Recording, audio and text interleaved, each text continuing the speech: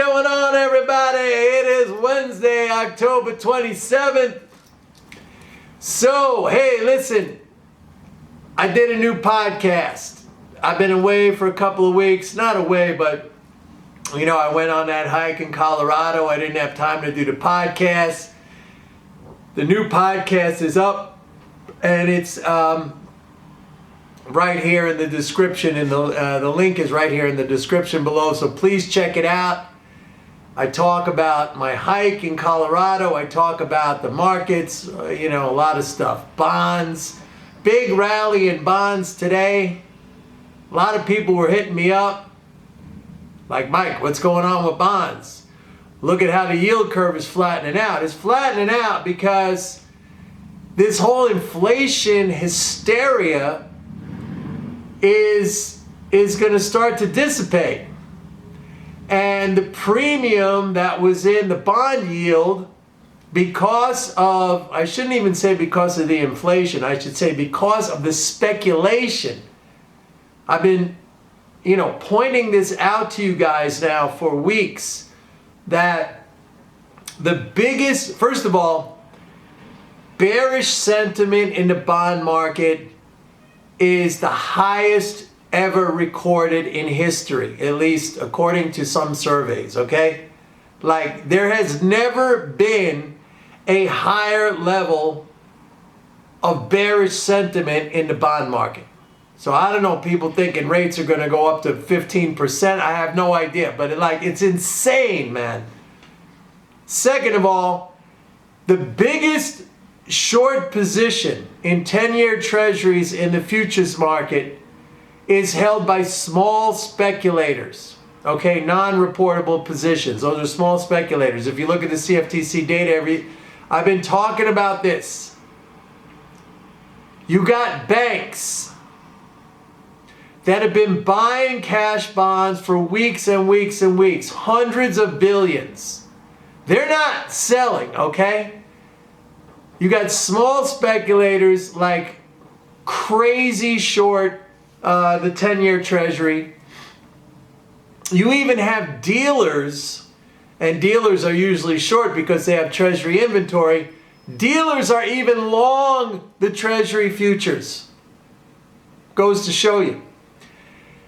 Not only that, but I've been telling you that treasury issuance is going to decline this fiscal year versus last fiscal year. So it's like you're going to have a squeeze. So what's happening? You got a technical condition in the market where you got all the wrong people short the bond market. You got a reduction in supply. And you have all this inflation hysteria, okay, peaking out right now.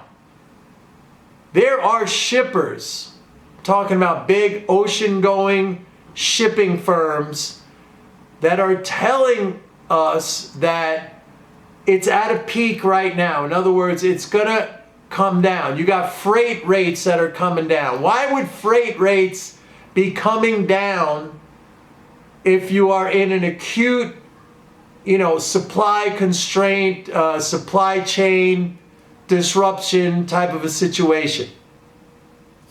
Doesn't make any sense. So the long end of the bond market, the yields are coming down. This is why the curve is flattening, all right? Now, somebody asked me today, he said, Mike, why is the Fed going to taper?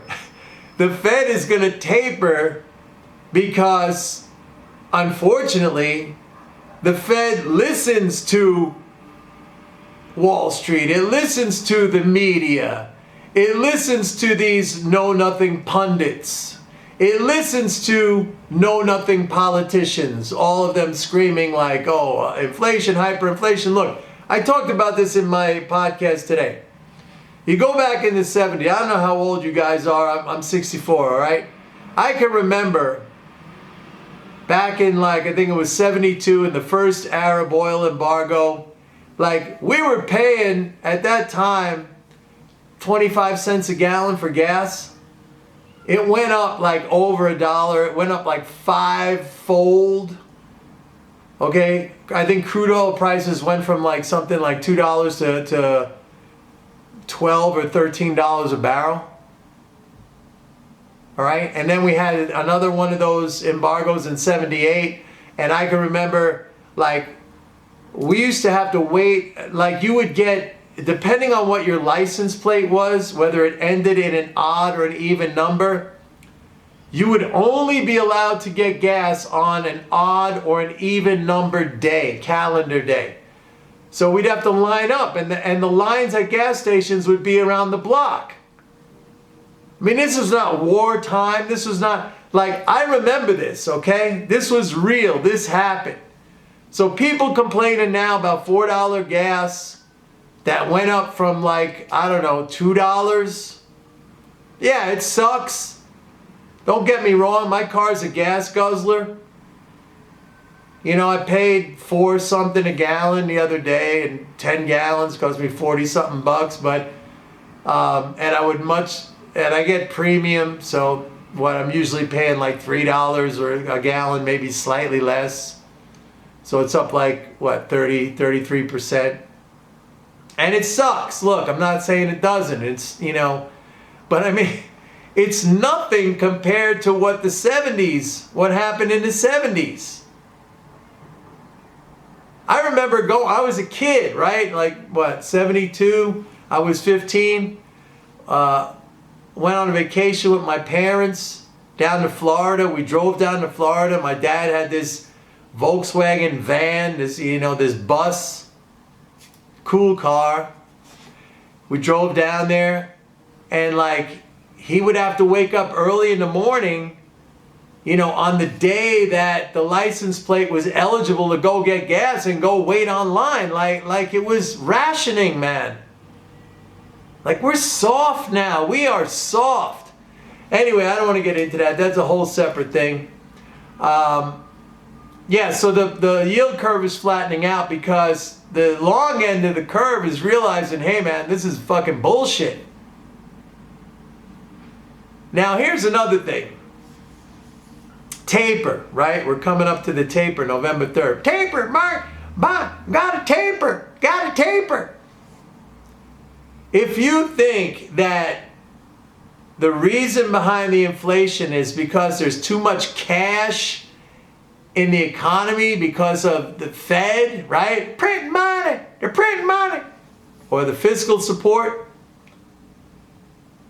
If you understand what taper is, which is basically the Fed leaving those securities in the financial system, in the economy, to earn that interest. In other words, the interest gets paid into the economy. That cash gets paid into the economy, as opposed to getting paid to the Fed, where the Fed never touches the economy. Then you would understand that taper actually is printing money. So if you think that taper is going to end the so-called inflation, if you think the inflation is being driven by cash, you're literally having a situation where more cash is being added. How's that going to end it? Anyway, market was down today. Look, we're just in a correction. I've been telling you guys this. Listen to me. We're okay at least until the end of November. December 3rd is when this deal runs out with the debt ceiling. And that's when these idiots are going to have to do something. I'll be worried then. I'm not worried right now. And I may not even be worried then, because bank credit is really expanding. And like I've been saying in these last videos, that is a support, okay? Two kinds of money. So, anyway, that's it for today. Check out my podcast. If you like this, please click like and subscribe. And go to my website, pitbulleconomics.com. Sign up for a 30-day free trial of MMT Trader. See you tomorrow. Bye.